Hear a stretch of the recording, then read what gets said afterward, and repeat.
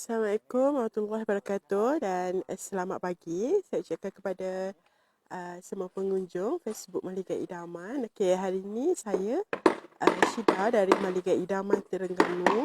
Hari ini kita live secara langsung dari tapak klien kita yang dalam proses pembinaan lah. Kita baru naik 20%. Orang kata dah naik pelantaian lah ni. Okey, jadi sebelum kita mulakan live kita pada pagi ni, saya nak minta tolong tuan dan puan tinggalkan komen adakah suara saya clear dan juga video saya clear ataupun tidak untuk saya teruskan live kita pada hari ni lah. Jadi orang kata sebelum kita nak open pertanyaan untuk tuan dan puan, kalau boleh nak minta tolong tuan dan puan komenkan takut video dan juga suara tak clear, takut bising sangat dekat tapak ke ataupun takut kita punya video tak line tak berapa okey. Okay, jadi minta tolong komenkan adakah clear ataupun tidak, dan juga dalam masa yang sama saya nak minta tolong tuan dan puan sharekan dulu live kita pada pagi ni lah. Kita nak minta audience kita masuk dulu kan, baru seronok kita nak bertanya-tanya soalan. Okey, jadi hari ni boleh terus saya terus open lah soalan untuk tuan dan puan. Jadi boleh terus bertanya mengenai sebarang pertanyaan, okey, mengenai rumah ataupun mungkin ada yang nak bertanya mengenai proses untuk bina ke pun boleh, tak ada masalah. Kalau rasa malu nak bertanya dekat komen, tak ada masalah juga. Boleh kontak saya pada nombor yang telah saya pinkan. Okey, jadi boleh je tekan link WhatsApp kontak saya ataupun boleh tekan link WhatsApp untuk call lah, tak ada masalah pun. Okey. Okey, untuk tapak klien kita ni adalah rumah tak luas mana. Okey, untuk rumah klien kita ni berkeluasan 1597 kaki persegi. Okey, di mana rumah ni mempunyai 4 bilik dan juga 3 bilik air. Untuk harga asas rumah ni hanya RM209,000 sahaja. Okey, mana-mana mereka yang ada bajet RM210,000, RM209,000 ni dah boleh bina rumah lah sebesar ini. Okey, 4 bilik, 3 bilik air. So, ni adalah design yang klien kita minta. Okey, maknanya kita di Maligat Idaman, kita akan draftkan pelan baru untuk setiap klien yang bina rumah bersama tim kita lah.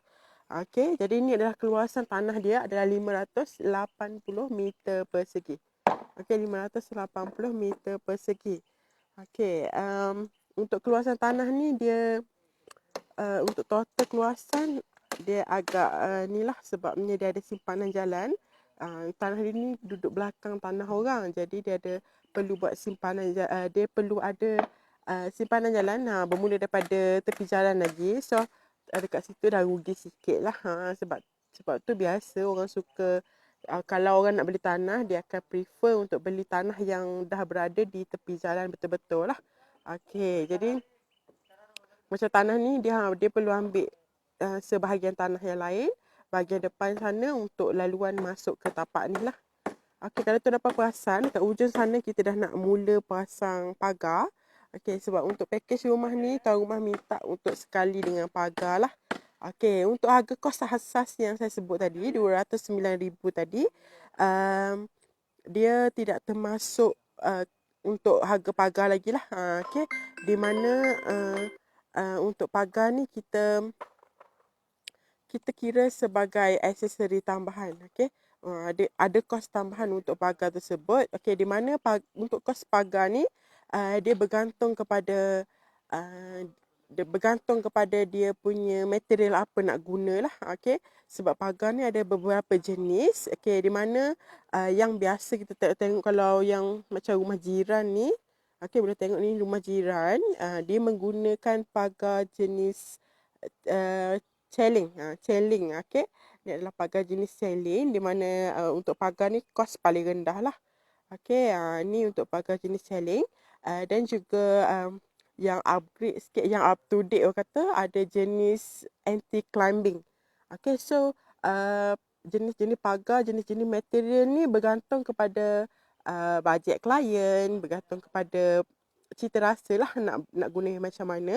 Okey, dia ada chain link, dia ada anti climbing, dia ada full konkrit ataupun konkrit campur dengan aluminium box ke, campur dengan syera ke, so terpulang. Jadi sebab tu saya kata untuk harga pagar ni adalah berbeza-beza mengikut material lah. Jadi untuk kita tahu berapa kos pagar ni, kena tengok balik keluasan tanah kita. Sebab untuk pagar kita akan bina mengikut keluasan, kita akan bina sekeliling tanah lah. Okey, jadi kalau lah contohlah kan, contohlah pagar, jiran dah buat pagar macam ni contohnya. Maknanya jimatlah sikit kita untuk bahagian sini. Okay. Untuk bahagian depan ni dah tak perlu untuk kita buat pagar lah. Sebab jiran dah buat. Okay. Nanti kita dah buat pagar untuk sebelah sini, jiran sebelah sana pula jimat. Dia macam tu. Okay, sebab tu kadang ada klien yang datang pada kita, pagar sekeliling semua dah buat, cuma bahagian depan je. Bahagian depan tanah dia je belum buat. Okay. Maknanya Alhamdulillah rezeki dia. So, kos untuk buat pagar tu tidaklah tinggi sangat. Okay. Maknanya bolehlah dia orang nak buat pagar yang orang kata kos paling tinggi, biasanya full konkrit lah. Nak buat full konkrit pun boleh, tak ada masalah. Okey, 500 meter persegi bersamaan berapa kaki persegi? Okey, macam ni Encik Muzaki boleh je guna app. Okey. Guna apps dia, boleh tukar kepada ni lah dia punya pertukaran unit. Okey, daripada meter persegi kepada kaki persegi. Macam tu. Okey. So, untuk keluasan rumah adalah 1,597 kaki persegi, di mana rumah ni mempunyai 4 bilik dan juga 3 bilik air.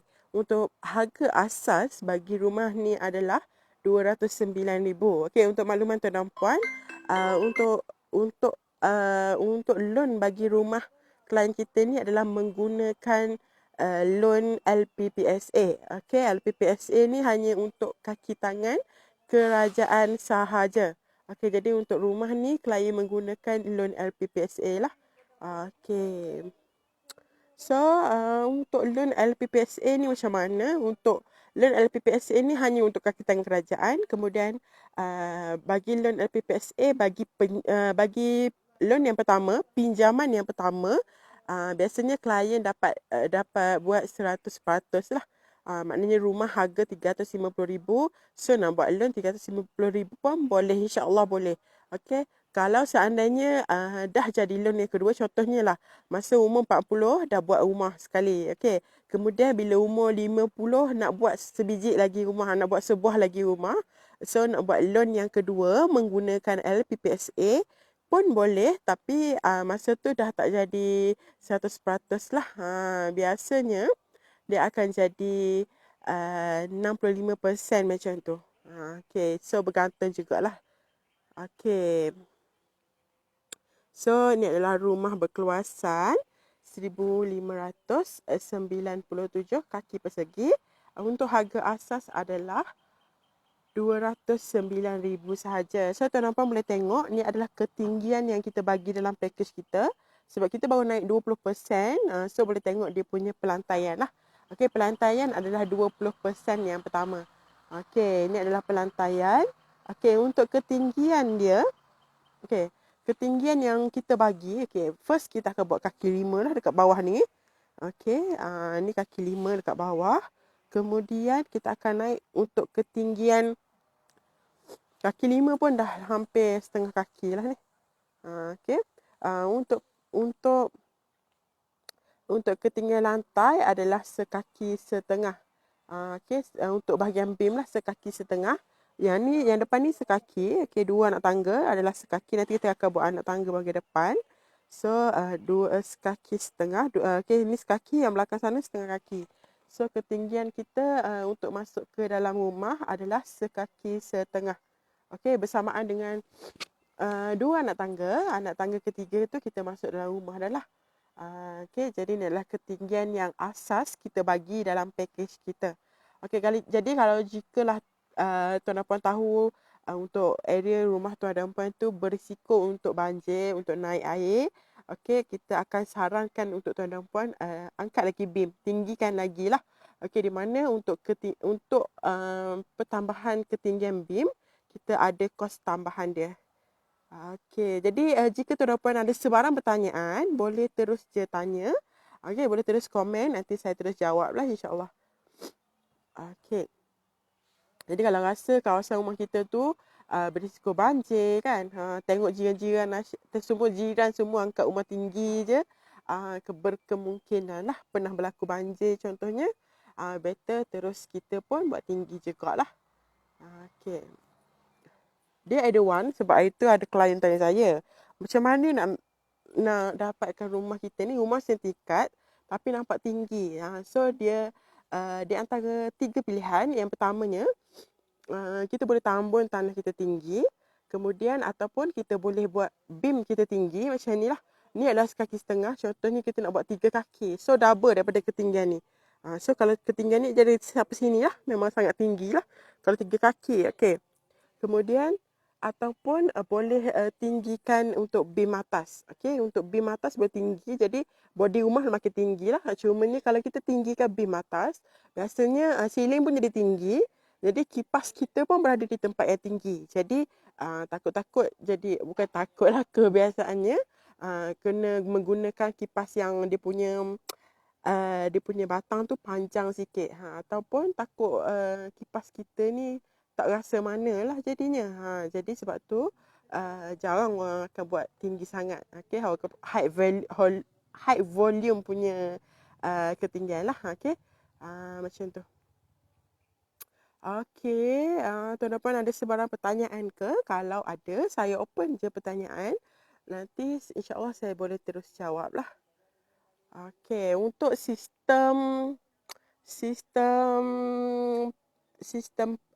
untuk sistem kumbahan. Okay, untuk sistem kumbahan kita akan mengikut design adalah daripada pihak IWK ataupun pihak PBT lah. Maknanya kita akan ikut apa yang didesainkan oleh pihak PBT sahaja. Maknanya orang kata bukan kami pandai-pandai je untuk buat. Contohlah nanti tangki septik biasa dia akan duduk bahagian depan ni. Okay, sekarang ni memang kebanyakan rumah memang design daripada PBT, dia punya tangki tu duduk bahagian depan sebab untuk memudahkan proses untuk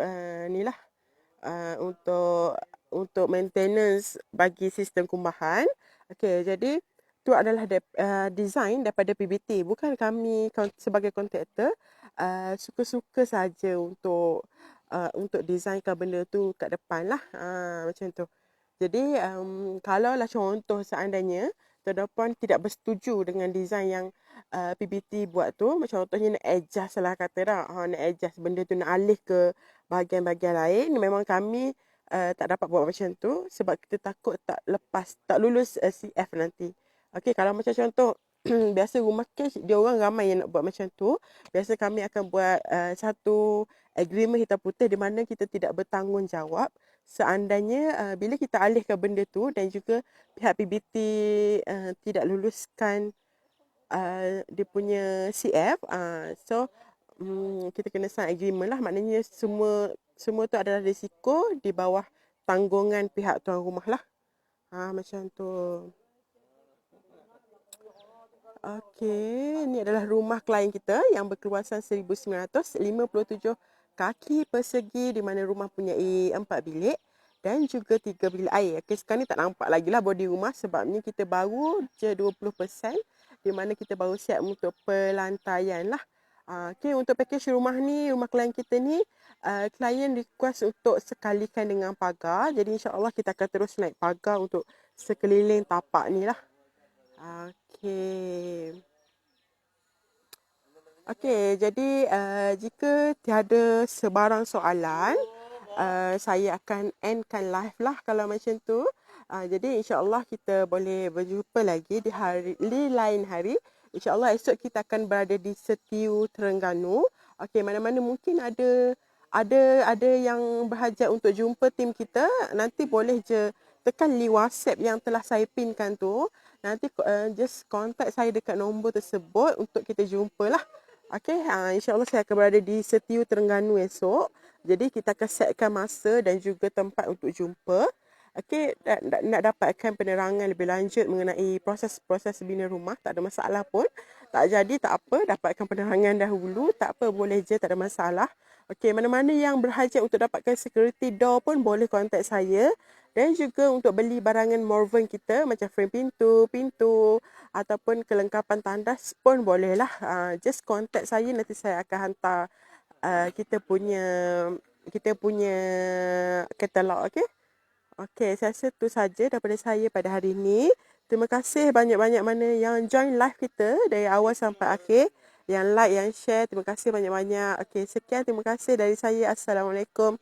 Dari Maliga Idaman, miliki rumah idaman anda. Jumpa lagi insyaAllah.